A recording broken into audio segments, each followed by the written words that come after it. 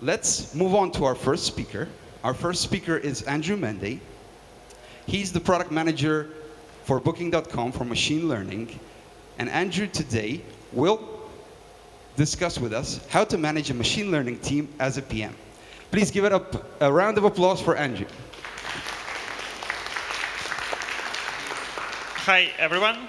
Yeah, that's right. I'm Andrew Mende. I work currently with the machine learning team at Booking.com. And the first question I want to address is, where is Natalia? Unfortunately, my co-author couldn't make it in person, so I'll have to present our joint work alone. Sorry for that.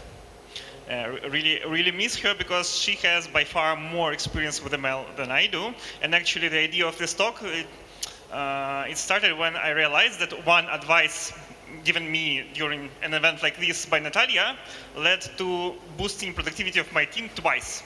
There's just not too many experience about managing machine learning products in the world, so it's pretty scarce, and we realized how little actually do we as product managers know about how to do this right, and how to do this effectively. So, as I said, by day I am a product manager in Booking.com, but by night I'm also trying with some colleagues to transform how product managers work. Now, there to spend a couple of minutes to talk about this, because I think it's an important topic, because right now I'm going to tickle your curiosity a little bit. I'm going to tell you something. But this is not how we learn. And I really envy how developers work. Like, they take some inputs, and they write a program, and they can test if the output is correct, right? They learn by doing something. While we as product managers still learn by just listening to other product managers talking about blah, blah, how did they succeed. I'm trying to create some materials where product managers can learn through doing, through achieving some tasks, like your colleagues learn from you when you do something together. And yeah, this is a small side project. Today I'll talk a little bit about how this ML thing is fitting into career path of project manager, because I think it's pretty exciting. Then I'll talk a little bit about how the product itself is different from the usual traditional products, because I see a lot of difference. And yeah, I will talk a lot about how the approaches we usually use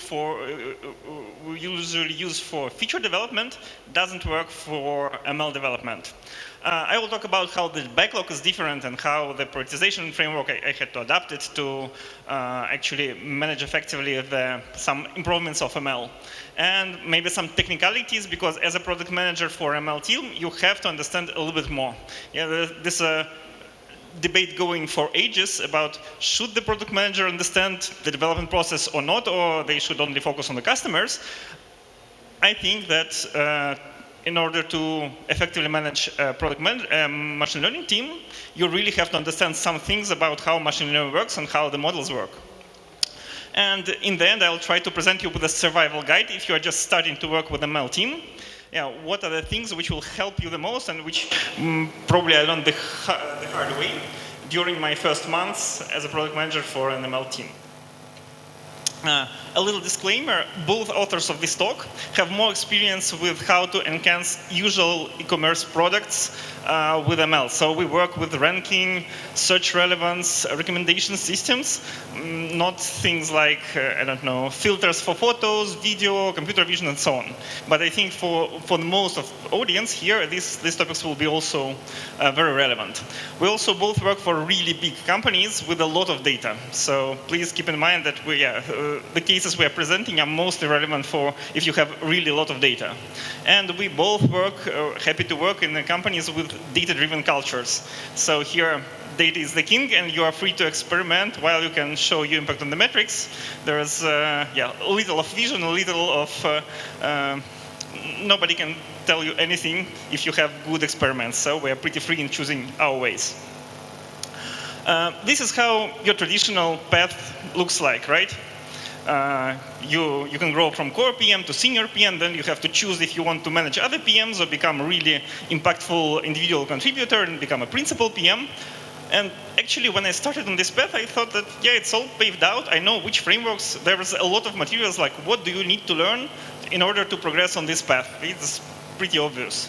So basically, I had my pension in sight. I knew how it will progress. And I'm really happy that at some point I had this chance to take a side turn and become a product manager for ML, because what excites me about this topic is that it's uncharted territory, I believe, for product managers. There is little experience. There is no known frameworks. If you address a traditional product management task, yeah, okay, go take this framework. This is the recipe. You don't follow the recipe, stupid you probably fail. In ML, still there are no known recipes. So I think this is exciting, and we as a community right now learn a lot about how to manage those products, how they behave.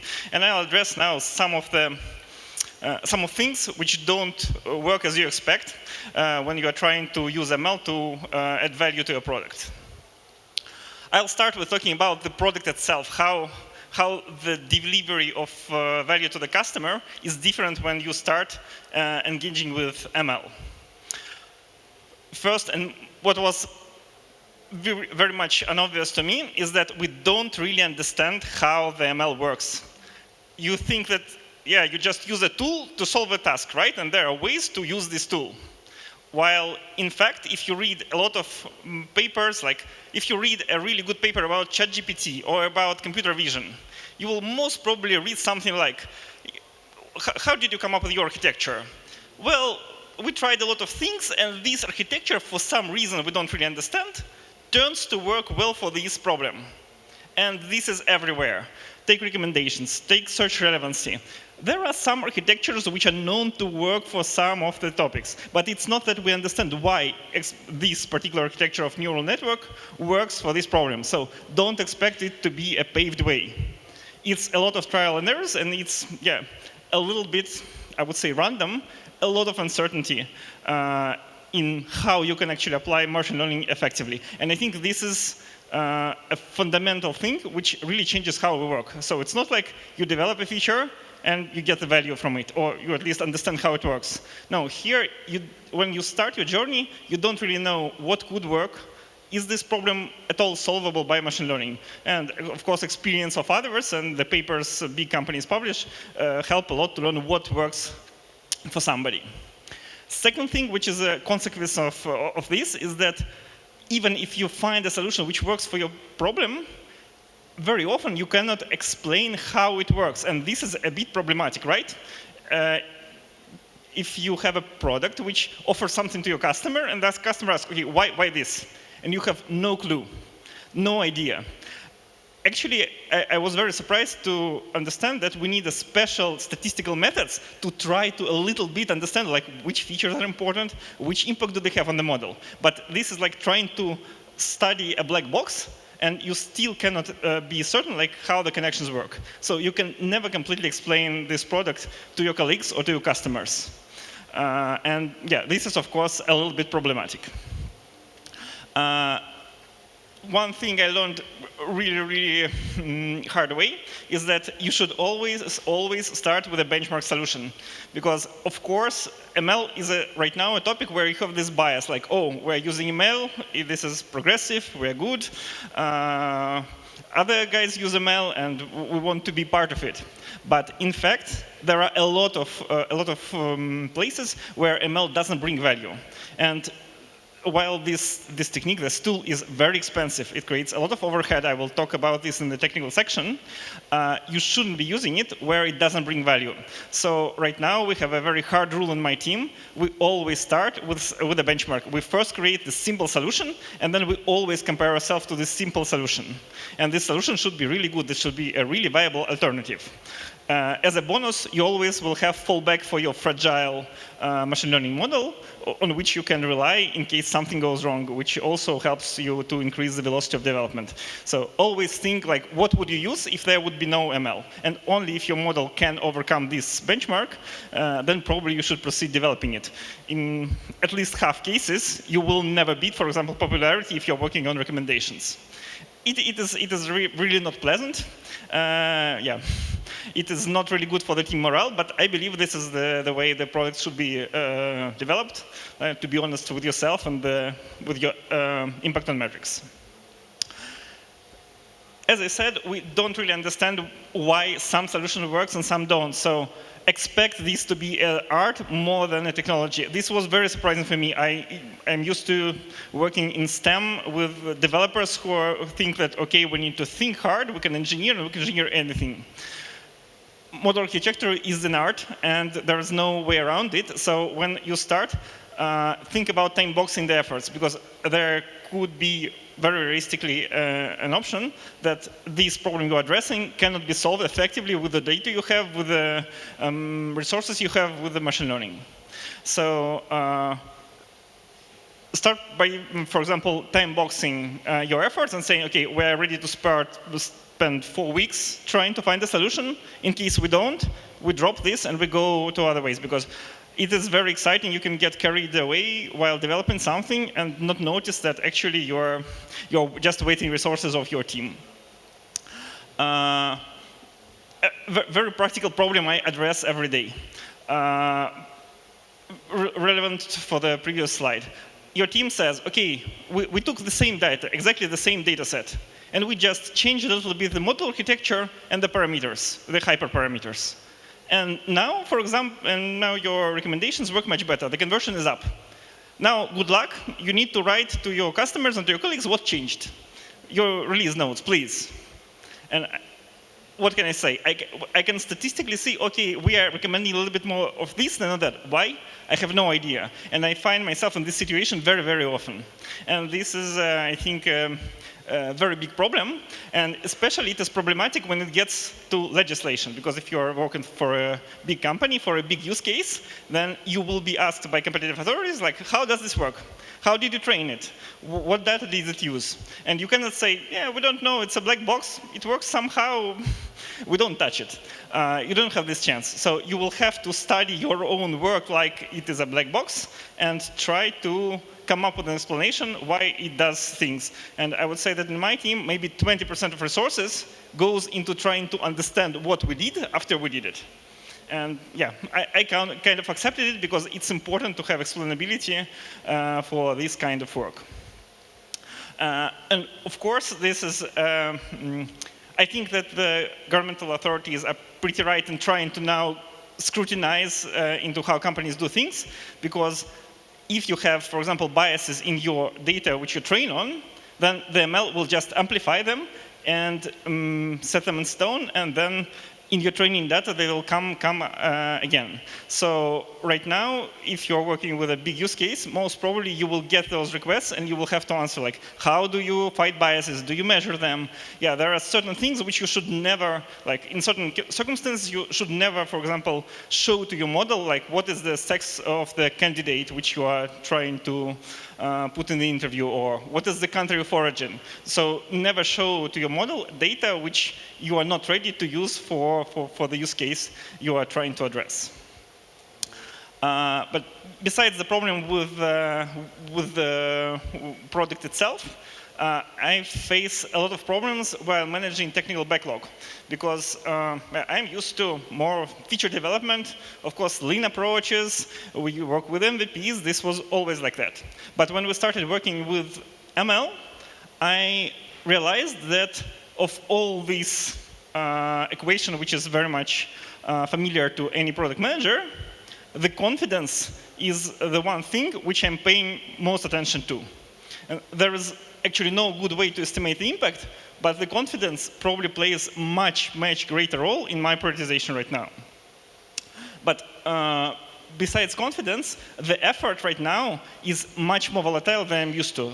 Because if you work with experienced engineers, usually you expect them to be able to more or less predict how long it will take, or can you develop this? In case of ML, there is a lot of volatility. It can be like 8 weeks instead of 2.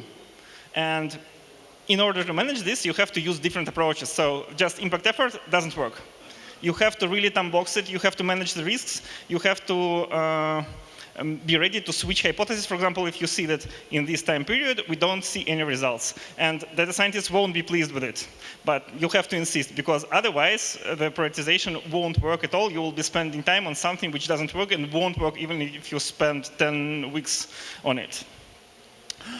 The maxim I derive from myself is that I used to play chess, right? You need to sit, hard think, and then you can, okay, I'll do this move, this move, this move, and the customers will do this. And then you have more or less a decision tree. In case of ML, it's much more of a poker.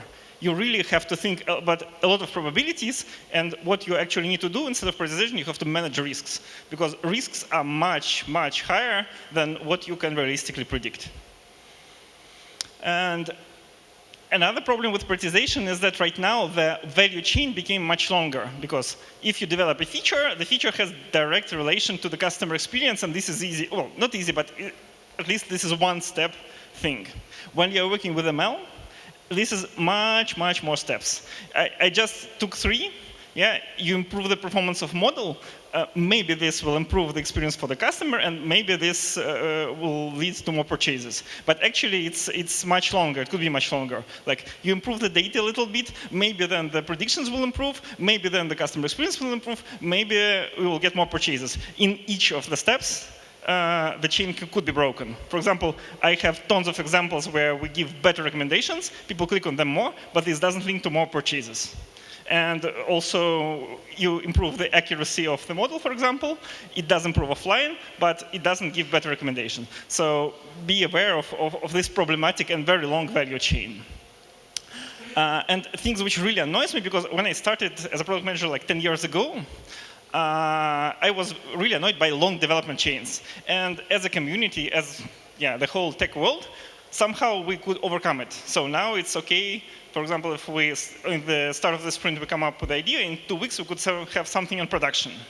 Now I feel like I am back in my student years again, because I have an idea, but then it takes a couple of months before we can have something in production, because you have the data collection, you have the feature engineering, you have the training phase, you have the productization phase. So we're back to this game of very long cycles. And well, I was lucky. I had some experience with long cycles before, so I had to just come back to those techniques which we used back then.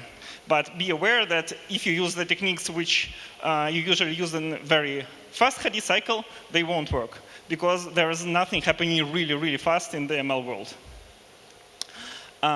Some things about the technology which I think the PM has to keep in mind.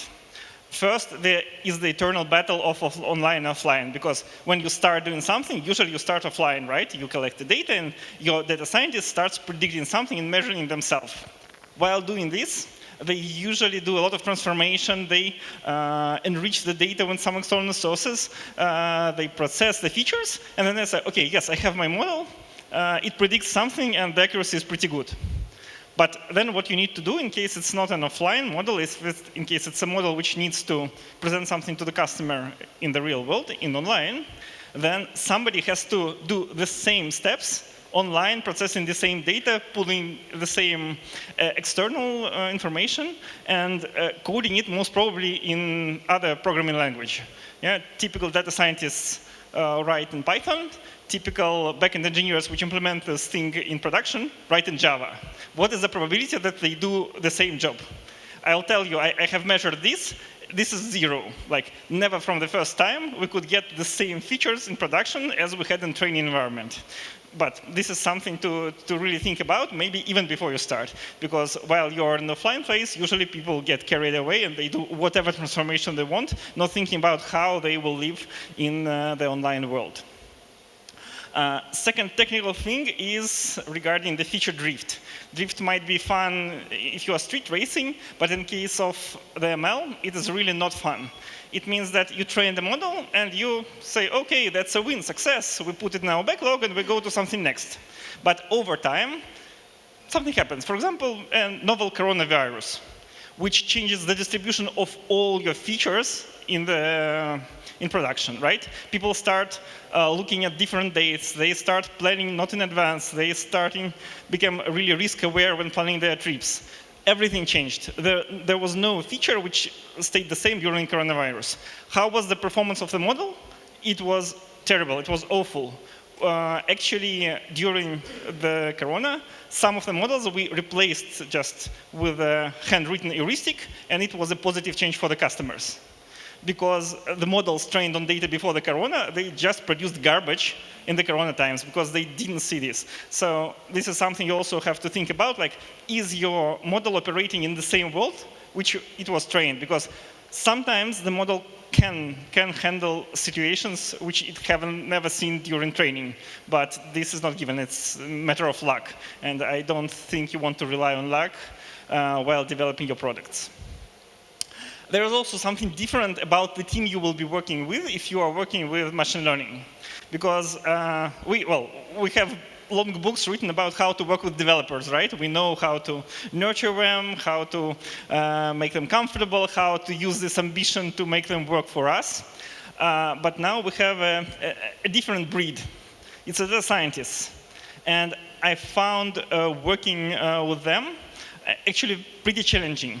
One big thing is that probably they're eager to talk with you much more about the context of the product. To do their work, they need to understand what the customer care about, which features can actually work. So this is a good thing. And also they're data-driven by design, of course, they're data scientists. So this thing is much more pleasant. But on the downside, you have that they cannot do anything really, really quickly. They require some time. They cannot really realistically predict how much time it will take them to do something. And they require a lot of infrastructure. They require the cloud to train, to transform the data. And also, actually, they require some supporting roles. You need a data engineer, most probably, to supply the data, because data scientists don't know how to transform effectively large amounts of data. And you need an ML engineer, because after your data scientists produce something, you have to also put it into production. And this is a totally different art, and you need a special breed of backend developer to make this happen. And these support roles are right now actually much more scarce than the data scientists themselves. So if you are trying to build a machine learning team, I would say start with data engineer or the person who will actually put this thing in production, because it is much harder to find than the data scientist who will train the model. So to sum up my learnings so far with machine learning, I want to emphasize the following. So first, don't use just blindly the traditional approaches. They most probably won't work because the nature of the work is different. The way the value is connected is different. And so you need to be open to use different approaches to how you manage backlog, how do you manage the delivery cycles, and all aspects of the teamwork. Always start with what is the best alternative you could use. What would you use if you don't have access to machine learning? And keep measuring yourselves against this, because otherwise you would be spending resources, and then somebody will come, measure it against a benchmark, and yeah, there will be a lot of shame. It happened to me. Some of the models were taken down because they could be replaced with 5 lines of backend code. Embrace the uncertainty. I think this is really exciting. Yes, some people are uncomfortable with that, but for me it's really exciting that I'm no longer in this world where everything is thought through and you just need to apply the frameworks and do the discovery, do the feature development, measure metrics. Now we are again in this Wild West of product management. We don't know what happens. There's a lot of uncertainty. But for some people, this is really the place they want to be. And in case you feel the same, then probably your place is somewhere near the ML team. Mind the data. As Andrew Ng says, the machine learning model is data plus code. And everybody is concentrating really hard on the code, but the data is much less obvious. For example, if a company which is a bit smaller than yours has brilliant data scientists, they cannot potentially arrive to the same result or to the same quality of recommendations because they just don't have the data. And so the data in this case, I would say, is the king, and the code is the queen. So think data first. And accept the overhead. ML solutions are very, very expensive in terms of maintenance. So you cannot just put it in production like a feature and say, okay, it works, I got over it, I am doing something else. Every ML model you start, you need to feed, you need to breed, you need to clean, you need to take it to the doctor when it's sick. So factor this in, and actually for me right now, to put a new model in production is a big headache. I will refuse to do that. If they offer me to split a use case into models, like for example, a model for customers with history and without history, I would say no, because I cannot afford maintaining 2 models. I would rather have a little bit less results, but with 1 model. That's it. If you like how this material is put, then think about joining our community where we try to learn the same things but hands-on. I hope I managed to tickle your curiosity. So maybe we should solve some practical tasks together. And thank you, Andrew. Now, guys, we have 5 minutes for questions. Anybody has a question?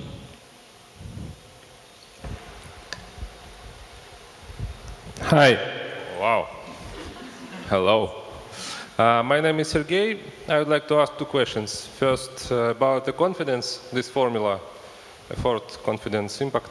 What is the measure unit, the scale, from 0 to 1, or maybe it could be more than 1?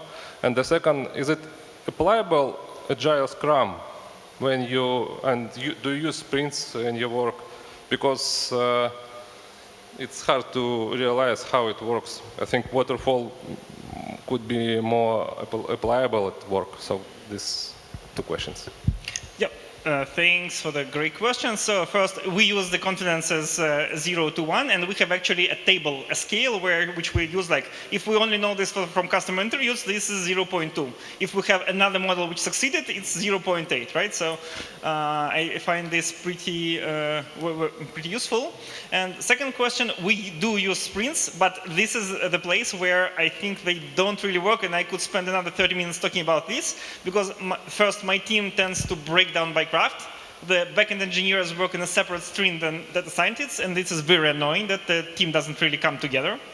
And second, the long delivery cycles. There's nothing I can realistically deliver in one sprint, and this is the core idea of Scrum. So I really have to, and I had to go back to the roots and apply some of the techniques from the waterfall to make it happen, at least for the new cases. Thank you. All right, any more questions, guys? Okay. Thank you. There you go. Hello, everybody.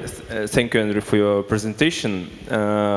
Just one practical case. Let's imagine you are responsible for, I don't know, ML data science department in the company. Maybe this company is not so tech savvy, but they're trying to use ML, and I don't know, super duper business development manager or, God forbid, CEO come to you and ask, you know, Andrew, I see you spent a lot of our budget, months of time, but I can't see the results.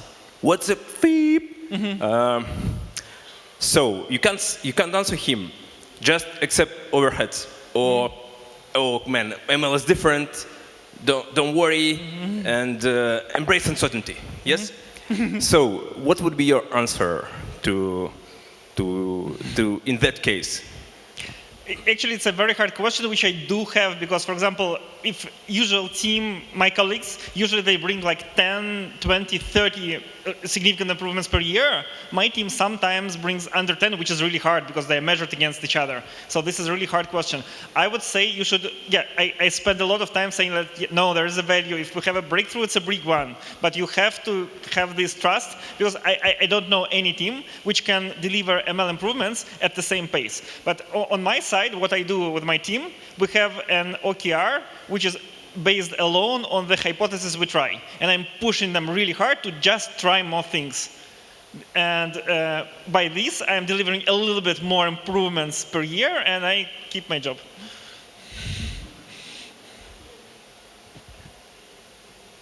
Any more questions, guys? One last question from the audience. Maybe we can take an online question after, if we have any.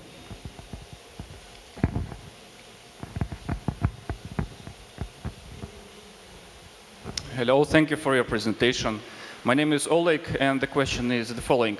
Do you often meet the deadlines that you give with your approach? And do you give any ETAs to management at all? So we don't use deadlines in planning ML work. We use measurements like this. So for example, we commit to trying 30 new things per quarter. And we're trying to meet that. I explained that this is the way to go, because if we see that something doesn't work, then we drop it and we can use totally different approach. And to the end of the quarter, of course, we will be trying like small features, praying that it will work because it's very fast to do. But I think it's a good approach. So I don't think that the deadlines for specific tasks or specific hypotheses are actually applicable, but you really need to indirectly measure the velocity and really have to press the team to meet the targets on the velocity, because otherwise the team will get buried in single use case without any value brought. Okay, interesting. Thank you. Thank you. Do we have an online question or should we move on? We have an audience question. Okay, last audience question, and then we move on to the next presentation. Hi, my name is Igor. I'm AI Solutions Product Manager at Rike. And today, anyone told about progress in large language models like ChatGPT and GPT-4. So what is your strategy and what is your security kind of answer on using this in production? Do you use them? Will you use them? So I don't think we currently use the GPT, but we use some of the models which process in text. So we do use them a lot for quite some time. But I know that, for example, my colleagues, when they're given an option to do a hackathon, they try to applying it in a lot of places. And I think it's pretty. It will definitely find its use cases, but I don't think it's a big revolution because right now it has limitations. So it can produce some very human-like text, which is great, but you cannot trust the precision of it. So we're thinking about developing a solution which would be domain-specific, trained on specific things, but then delivering much more reliable answers in this specific domain. Thank you. Everybody, please give it up for Andrew Mende. Thank you, Andrew.